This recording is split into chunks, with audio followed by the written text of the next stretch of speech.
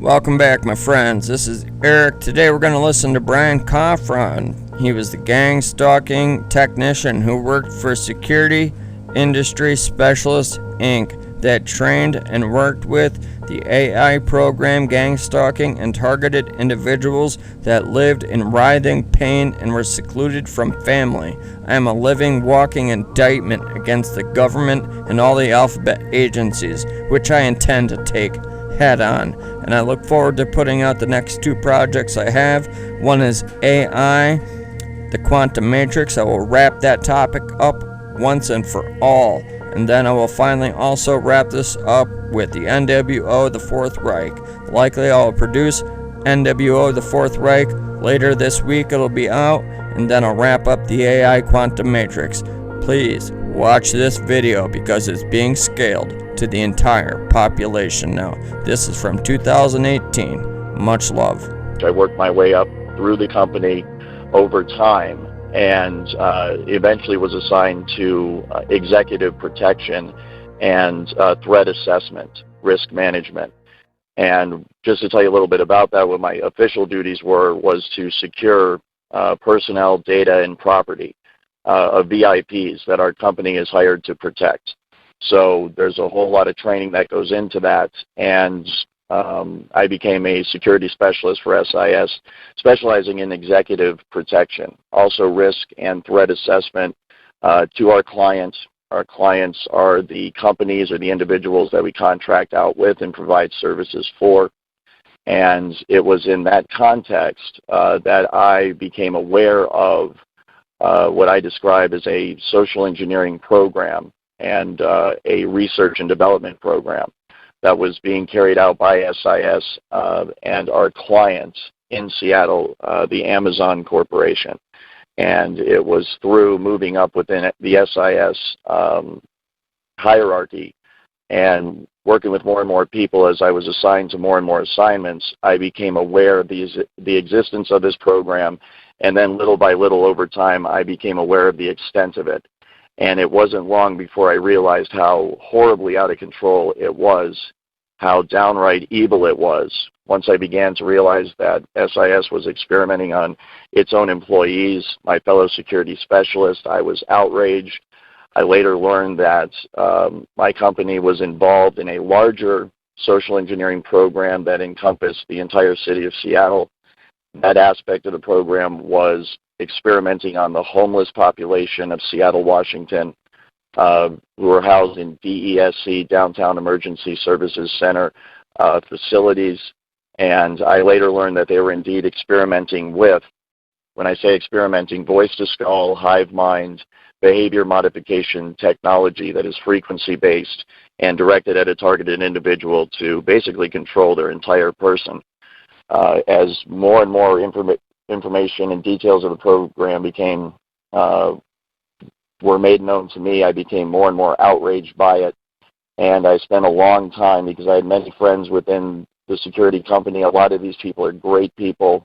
They're very good people. Not everybody involved in SIS is directly involved in experimenting on people. They're not all directly involved in gang stalking. I never was. I never partook in that.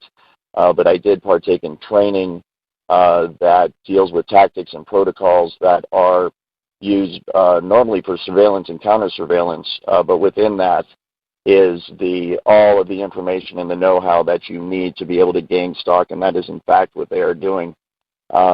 And so over time I became outraged, and I tried to play my cards right, wait for the right moment, and when I really just couldn't tolerate it anymore, when I found out just how out of control it was, I decided to object to my superiors in person. But within SIS specifically, what happens is they are experimenting on their own employees. So it's a long story. I'll try to get through it quick. But basically, people are selected from all over the country. We're talking other cities all over America. They are selected for many different reasons. Often it is because they are isolated. They don't have a lot of money, friends, or family. And they also tend to be people that are highly, highly intelligent. The aspects of this technology that they're interested in improving upon have to do with cognitive processes, processing information, and as a result, they want highly intelligent people to be targets of this program. They also tend to target people who are into what I would call alternative research, commonly called maybe conspiracy theories, people that disagree with the government, people that are into researching things like 9/11. Also, they are interested in people that are interested in technology. I have found a high percentage of targeted individuals to be people who either are interested in or have information on highly advanced technologies, usually having to do with directed energy weapons and frequency weapons, the exact kind of weapons that we're talking about here that are used in voice-to-skull and behavior modification, the works. There's many other aspects to the technology. But once these people are selected, they will have the entire gang stalking / voice-to-skull program run against them. This is detailed in my article, but they will be organized stalked. They will have career sabotage programs run against them to ruin their job. They will have character assassinations campaigns run against them in their neighborhood. They'll be isolated from family and friends as those individuals are turned against them. And they will be isolated slowly over time using the technology itself, as many of the people freak out understandably when they at first don't know what it is. Oftentimes, they end up going to psychiatrists and false diagnoses of schizophrenia, manic depression, delusional, paranoid are rendered against this individual. And it turns out that that's a loophole in the law that they are using to take away people's constitutional rights, as once you are deemed mentally unfit to care for yourself, i.e. you're depressed, delusional, paranoid, etc., they use that, the state or the federal government uses that as an excuse to come in and say that they have to care for you. So I would warn all targeted individuals out there, please do not go to psychiatrists and allow them to render a diagnosis against you, because that is a dirty trick they're using to take away the rights of people all over the country. So full-blown TIs, what I would call people that are getting the voice-to-skull, the frequency, and the organized stalking, I have heard is between 1 and 2 million, and that could be completely off. But one of the things I'm concerned about is the technology as it's being researched and developed in Seattle utilizes emotion manipulation and behavior manipulation without the gang stalking and without the voice-to-skull aspects. And so this use of the technology can be done very covertly to the point where the person it's being used against will not know that this technology is being used against them. And that is one of my main concerns and one of the reasons why I want to bring more light to this technology and to this issue, because this technology could potentially be being used against tens to hundreds of millions of Americans every day.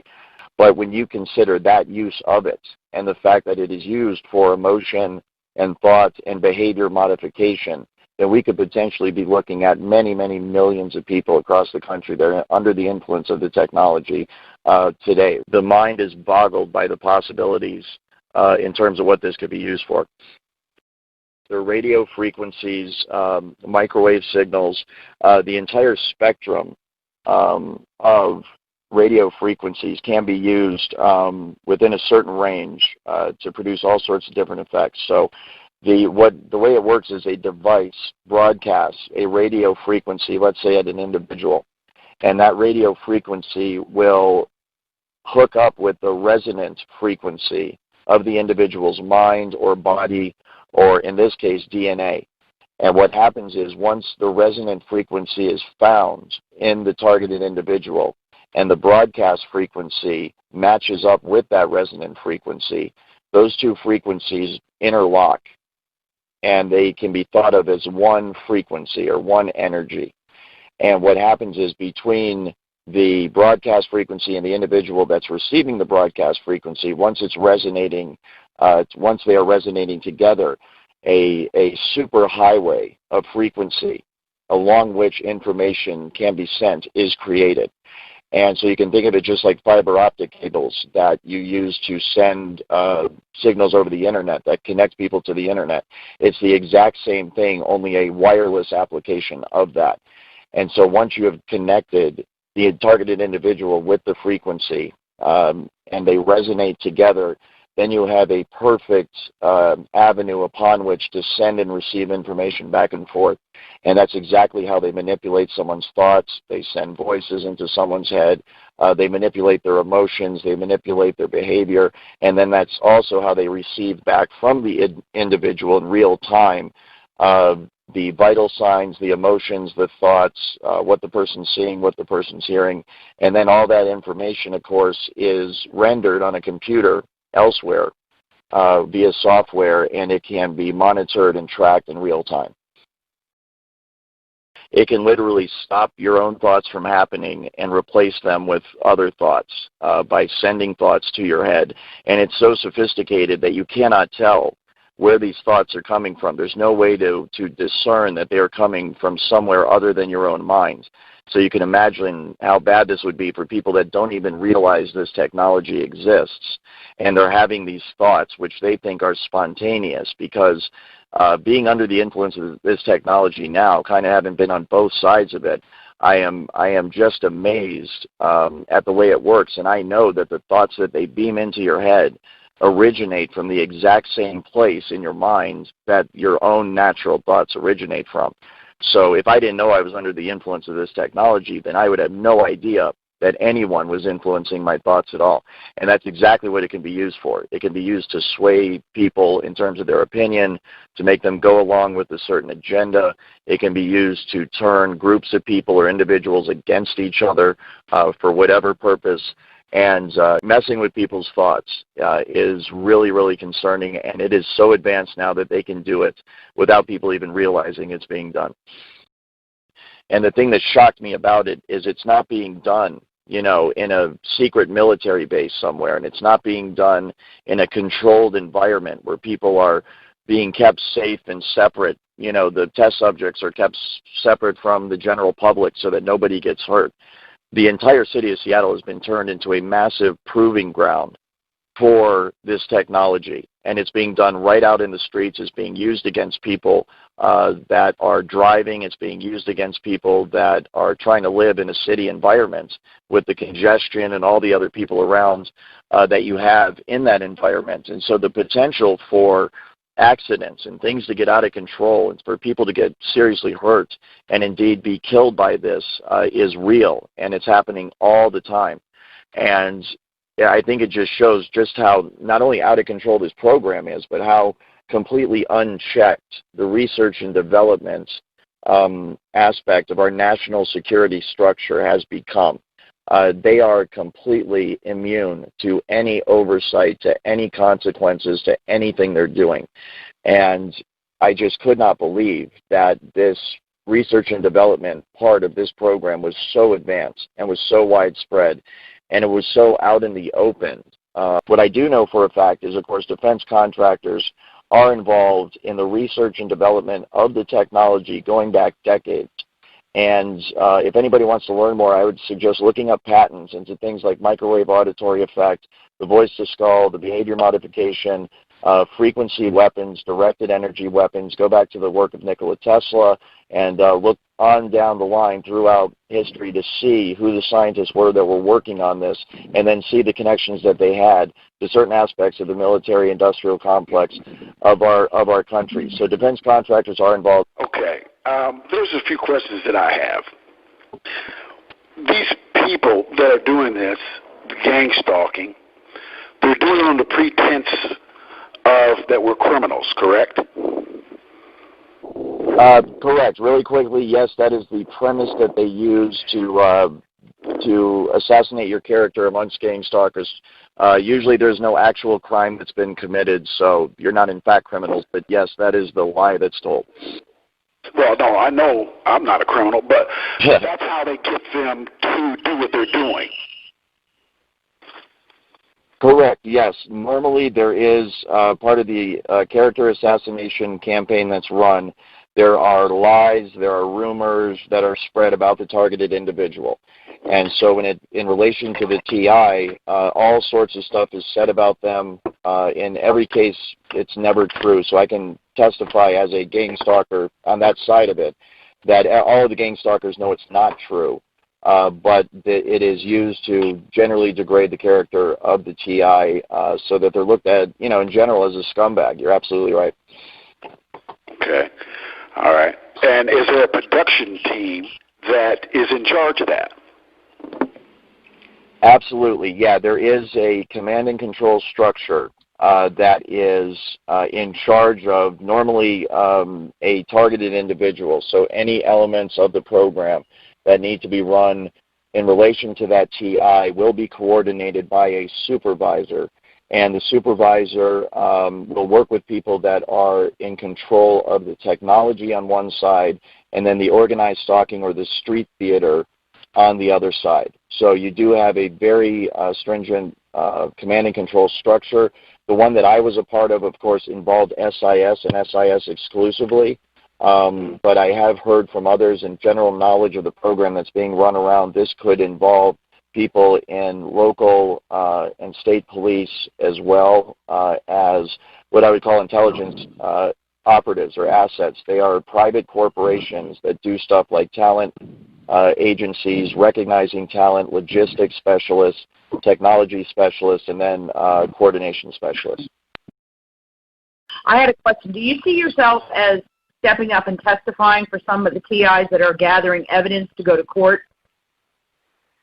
Absolutely, yes. I would be willing to help anyone that is bringing legal proceedings against the program or against the government. That is my main goal in coming forward, is to attack this from a legal perspective, and I would be happy to lend my testimony or my efforts to anyone that's pursuing that goal. Okay, one other thing really quick. Are you a victim of V2K? Yes, I am. I am a victim of V2K, emotional, the works. I have got a beta version, I believe, of what is going to be rolled out against TIs in the next couple of years. My company was involved in a research development program of kind of the next generation of voice-to-skull and the frequency weaponry.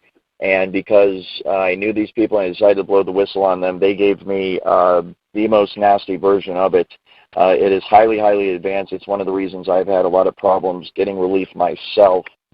Is because I'm dealing with something that is, I think, only the military would have and know about in terms of its advanced state. So yes, I am getting all of it 24 hours a day. I'm currently homeless. I've tried 5 other jobs since I resigned from SIS, and I'm under constant torture, surveillance, and gang stalking 24 hours a day. Well, what sort of things are you getting V2K? What kind of things are they telling you? That is interesting. The main one that they repeat all the time is, please be quiet, in not so nice terms, or we're going to kill you. They tell me that everybody is against me. They tell me all sorts of stuff. One of the people, the lady that mentioned that the state of California was involved with her medical problems where she messed up her back, and the voice of skull was telling her that it was her corporation or the company she was working for. I hope I get that right. But that's what they do.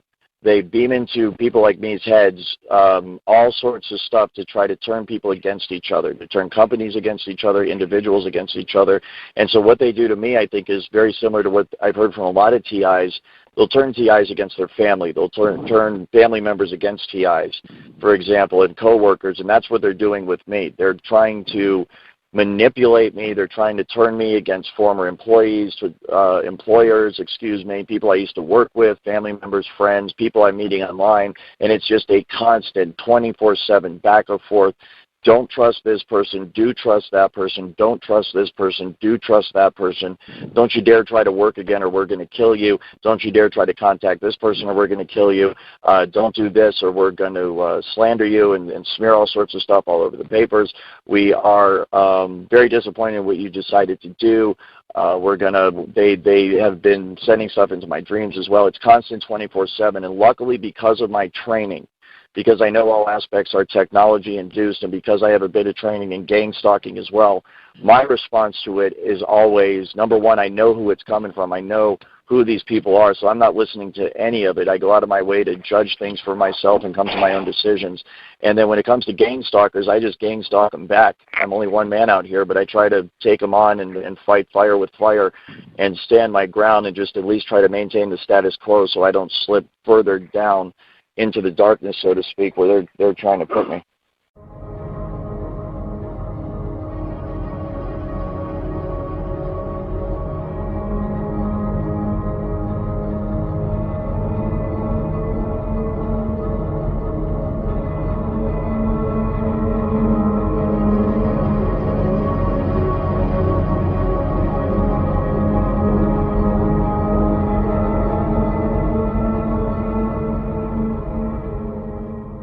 So one of the things I think that is an advantage of the security industry, number one, it's private.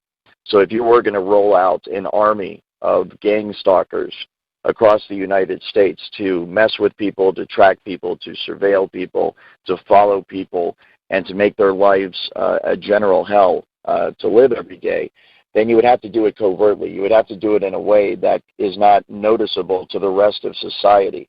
And in fact, the tactics that are used by private security companies and gang stalkers at large are specifically designed to avoid detection, not from the targeted individual, but to avoid detection from the general public. And so it's a very interesting surveillance situation. It fits right in with other surveillance situations where they want the targeted individual to know that they're following them. And so in a normal surveillance situation, you do not want the person you're following to know that you're following them. They actually want the TI to know they're being followed because it has the maximum psychological impact. While at the same time, they need to do it in a way that your neighbors and your friends and your coworkers and your family do not know that they are doing this to you, because the entire point of the program is to convince everybody else that the TI is crazy. And so they need to surveil you and gang stalk you in such a way that other people don't notice that they're doing it. But this is the general appearance that they give, and so it's to be intimidating. And there's a very fine line between kind of the military intimidation and what you would call a gangster or a thug intimidation. And both aspects, of course, are there on purpose, and gang stalking has been designed specifically to have both aspects there. They want you to believe that your country hates you. They also want you to believe that you're in great danger all the time. And the thug, gangster aspect of the vibe that they're giving off is there specifically for that reason. And so you can start to see how psychologically this is going to have an effect on someone very, very quickly. If they're under the impression that the military, their own government, and then a bunch of thugs are following and chasing them around the country, it has a devastating psychological effect. But it's also important to note that despite the unsavory characters that are within this, the entire point of it is a hands-off policy. And this is very, very evil the way they're doing this. So, I mean, not in any way defending them. I'm making the opposite point. The hands-off policy is in place by private security companies and gang stalkers, the federal government, and everybody else involved in this, specifically to have the excuse and say, we didn't actually physically harm this person. We never struck them. We never shot them. We never hit them. We never did any physical harm to them. So everything that's done by this program is meant to have a psychological effect, and the psychological effect is meant to complement the effect that the technology is having on the individual, so that they are brought to a place in their life where they're isolated, they're broke, they're unemployed, they have no family, they have no friends, and nobody in the general public can track or trace anything that's being done to them because the technology is remote and it's wireless, and there's usually no physical signs left on the individual that anything is being done to them. And the interaction with gang stalkers within the community, there is no physical evidence that any gang stalking ever went on. They are specifically instructed, do not slash anyone's tires. Don't, vandalize their house. That is not the point of the program. The point of the program is to have maximum psychological effect and leave the minimal amount of evidence. And so you can see how this hands-off policy, and this is a standard term that's used within the private security industry in terms of what security guards and security personnel are supposed to do in terms of a threat. You are supposed to maintain a hands-off policy at all costs until you absolutely must intervene physically or with use of force. And so that's kind of an industry term that's been adopted by gang stalkers as a hands-off policy against the TI, so that when that person ends up in a hospital or ends up physically deteriorated, they can't turn around and blame the gang stalkers because they were never, quote-unquote, touched or physically harmed by them, even though all of the harm that's done to TIs is done by the gang stalkers, it's done by the federal government that endorses this program, and it's done by the technology, and therefore the gang stalkers, the technology, and the federal government is liable and responsible 100% for everything that's been done to the TI.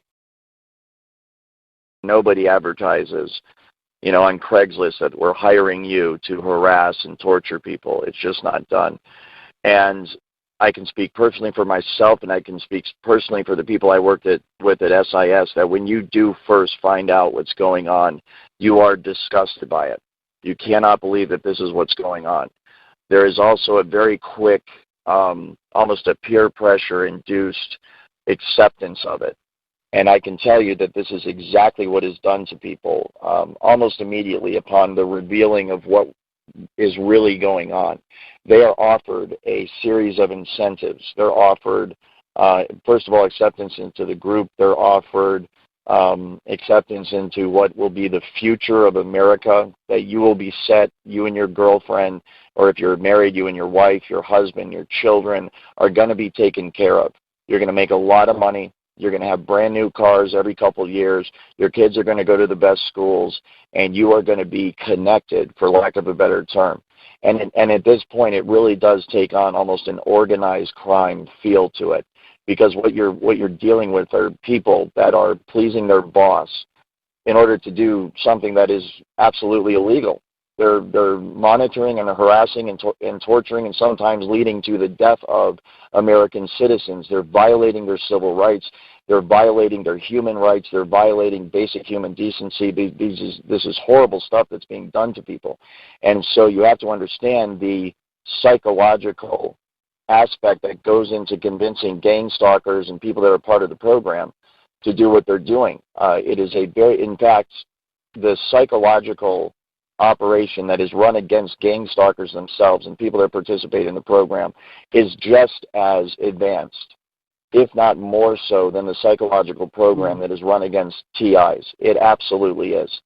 And so what you have is this very intense psychological program that's run. In fact, one of the things that I'm not sure people are aware of, but I'm trying to cover this on my site because I have direct knowledge of it: hive minds, voice to skull, emotion manipulation behavior, modification technology is being used against the gang stalkers themselves and against people in the program. And it is being used to assist them in doing their job, specifically to take away their conscience, specifically to take away their empathy and their sympathy for the individual, for the targeted individual, so that they don't feel bad, so that they don't feel guilty about what they're doing. They are many times intelligence agents and soldiers are trained to get the empathy and the sympathy out of their system, because you're going to be asked to kill someone for us. You're going to have to go on the battlefield and shoot someone, and you're going to shoot them just because we tell you to shoot them. And so a lot of the stuff that goes on in basic training and in terms of training intelligence operatives is designed specifically to make sure that people will pull the trigger when they need to. And stuff like human decency and love and compassion and empathy and sympathy and caring for your fellow human being does not enter into the decision-making process. And so the exact same thing is done within the program, within the Voice to Skull gang stalking program. And it is done not only by peer pressure and direct training, it is also handled by the technology that can manipulate the people's emotions to turn off empathy and sympathy and love and care and compassion, and to turn on what I call almost a mercenary hired gunman mentality. And the reward for going along with this is you get to be part of the social group. Look at the TI and how isolated they are. Look at how horrible their life is. Look at how sad it is. And every time I think about it, I start to choke up. It's so overwhelming. My heart just naturally goes out to these people, and I want to help them.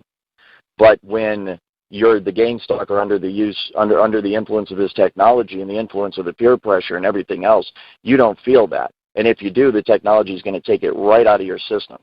But look at the TI, how isolated they are. You're not going to be isolated like that, because you're one of us. These are your people. Look around at all the other gang stalkers. Look around at the military and the intelligence services of the United States of America. Look at the local and state police. Look at the social workers. These are our people.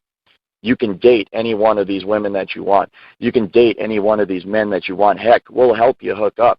You can come and party with us and go out to dinner and do all the things that people do together. And that TI can't. That TI can't because of X, Y, and Z. That TI can't because he's on the wrong side of this. You're very, very lucky to be on the right side, and don't you ever do anything to mess it up, because you will end up right where that TI is. You're not going to be one of us anymore. You're going to be isolated. You're going to be gang stalked. You're going to be tortured 24 hours a day by the most horrific technology ever conceived by the mind of man, and you are going to die, grow old, and die alone. And unfortunately, now that I'm saying that, I have this self-realization moment. I mean, that's exactly what's happening with me. And I can totally and completely understand how that is a very, very effective strategy to get people to go along with being a gang stalker and to help cover up this program. They were going to torture me. They were going to destroy all my relationships with friends and family, and I was never going to be able to make a living again. And in my mind, it just came down to the victims. It came down to targeted individuals all over America who are suffering every single day, who are crying out for help, who are curled up in a ball in the corner in their bedroom in horrible physical pain and horrible emotional pain, and know that nobody will help them. Everybody calls them crazy. Everybody says, there's something wrong with them. Friends and family abandon them. Their relationships with their significant others are ruined. Their kids are taken away from them. If a gang stalker wants to think about coming forward, this is the decision that they face. But are you willing to risk everything to try to save this country, to try to save the individual out there who's on the receiving end of this program and is suffering and needs our help? And I'm hoping that by me coming forward and doing the best I can and for surviving as long as I can, I will inspire other insiders and give them the courage and the hope they need to make that decision as well, and see if we can't start making some progress against this thing. They want the targeted individual to know that they're following them. And so in a normal surveillance situation, you do not want the person you're following to know that you're following them. They actually want the TI to know they're being followed because it has the maximum psychological impact. While at the same time, they need to do it in a way that your neighbors and your friends and your coworkers and your family do not know that they are doing this to you, because the entire point of the program is to convince everybody else that the TI is crazy. And so they need to surveil you and gang stalk you in such a way that other people don't notice that they're doing it. They also want you to believe that you're in great danger all the time. And the thug, gangster aspect of the vibe that they're giving off is there specifically for that reason. And so you can start to see how psychologically this is going to have an effect on someone very, very quickly. If they're under the impression that the military, their own government, and then a bunch of thugs are following and chasing them around the country, it has a devastating psychological effect. And this is very, very evil, the way they're doing this. So, not in any way defending them. I'm making the opposite point. Nobody advertises, on Craigslist that we're hiring you to harass and torture people. It's just not done. And I can speak personally for myself, and I can speak personally for the people I worked with at SIS, that when you do first find out what's going on, you are disgusted by it. You cannot believe that this is what's going on. There is also a very quick, almost a peer pressure induced acceptance of it. It really does take on almost an organized crime feel to it, because what you're dealing with are people that are pleasing their boss in order to do something that is absolutely illegal. They're monitoring and harassing and torturing, and sometimes leading to the death of American citizens. They're violating their civil rights. They're violating their human rights. They're violating basic human decency. This is horrible stuff that's being done to people. Hive minds, voice to skull, emotion manipulation behavior, modification technology is being used against the gang stalkers themselves and against people in the program. And it is being used to assist them in doing their job, specifically to take away their conscience, specifically to take away their empathy and their sympathy for the individual, for the targeted individual, so that they don't feel bad, so that they don't feel guilty about what they're doing. And stuff like human decency and love and compassion and empathy and sympathy and caring for your fellow human being does not enter into the decision-making process. And so the exact same thing is done within the program, within the Voice to Skull gang stalking program. And it is done not only by peer pressure and direct training, it is also handled by the technology that can manipulate the people's emotions to turn off empathy and sympathy and love and care and compassion, and to turn on what I call almost a mercenary hired gunman mentality. in my mind, it just came down to the victims. It came down to targeted individuals all over America who are suffering every single day, who are crying out for help, who are curled up in a ball in the corner in their bedroom in horrible physical pain and horrible emotional pain, and know that nobody will help them. Everybody calls them crazy. Everybody says, you know, there's something wrong with them. Friends and family abandon them. Their relationships with their significant others are ruined. Their kids are taken away from them.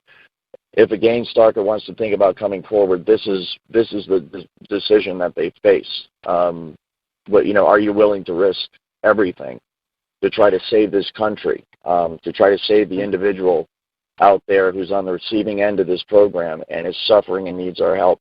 And I'm hoping that by me coming forward and doing the best I can and for surviving as long as I can, I will inspire other insiders and give them the courage and the hope they need to make that decision as well, and see if we can't start making some progress against this thing.